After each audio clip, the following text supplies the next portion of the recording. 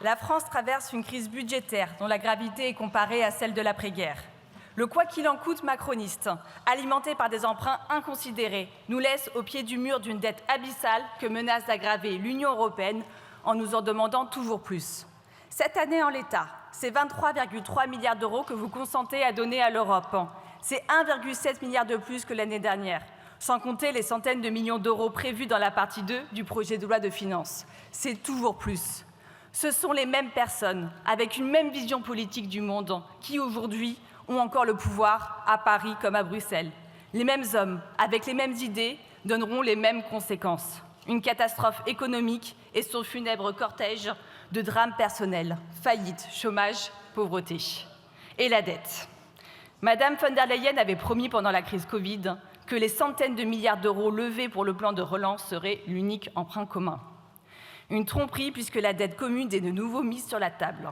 Et du déficit en plus, alors qu'il faudra augmenter la contribution de l'Union à l'Union de 2,5 milliards par an dès 2028 pour rembourser les précédents emprunts, sans compter les intérêts. Si seulement Bruxelles soutenait véritablement la France. Mais non, le plan de relance n'a d'ailleurs bénéficié qu'à hauteur de 40 milliards d'euros à la France, alors qu'elle est caution pour plus de 70 milliards de l'emprunt qu'il a permis. Le plan REPowerEU exclut même la filière nucléaire du financement des projets d'énergie décarbonée. Une manière détournée de contraindre à l'alignement sur les diktats énergétiques et les prix de l'électricité allemand qui ont causé l'explosion des factures en 2022. Un coup de poignard pour nos industries qui n'ont plus les moyens de produire. Un drame pour les Français qui ne peuvent plus se chauffer. L'Union européenne, c'est aussi 42 accords de libre-échange regroupant 74 pays sur l'ensemble des 5 continents. Pourtant, personne ne dira que l'industrie ou l'agriculture européenne vont bien. Mais bien sûr, toujours aucune remise en cause. Alors que tous en France souhaitent arrêter le Mercosur, la Commission européenne continue ses négociations. C'est une trahison des peuples et un désaveu pour la France. Et ce n'est pas la politique agricole commune qui compensera la mort progressive de notre souveraineté alimentaire. L'organisation du dépérissement agricole de la France se poursuit sous son égide, alors que l'agriculture est un enjeu de souveraineté, autant que d'économie, d'écologie, de santé et même d'identité.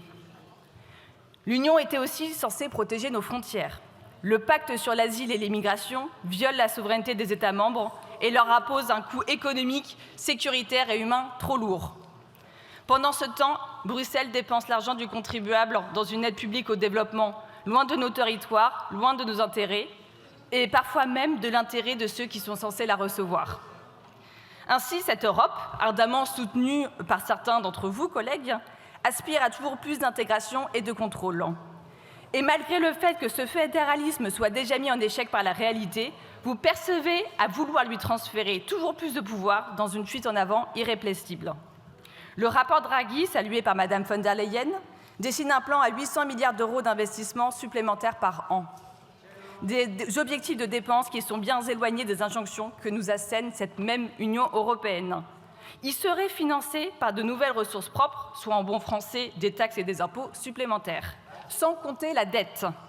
Ce sont les mêmes idées folles qui, à Paris, ont mis la France dans la situation dramatique que nous connaissons et qui, à Bruxelles, ont l'outrecuidance de placer notre France en procédure de déficit excessif.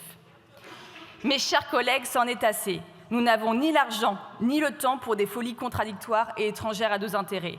Pourquoi l'Allemagne, les Pays-Bas, l'Autriche, le Danemark et la Suède négocient des rabais dans leurs contributions européennes? Des rabais que nous payons pour partie. L'Europe doit arrêter de jouer avec les milliards que nous n'avons pas. C'est pourquoi nous proposons un amendement visant à revenir au budget européen de 2023 qui permettrait de dégager dès cette année 5 milliards d'économies pour les Français. La seule Europe qui aidera les peuples, c'est celle qui respectera la souveraineté des nations. Cette même souveraineté qui ne peut exister sans respecter leur liberté budgétaire, notamment celle de ne pas s'endetter pour les autres. Les Français ont montré leur volonté de changement en ayant placé très largement en tête la liste du Rassemblement national aux élections européennes. Écoutez donc leur désir d'alternance. Je vous remercie.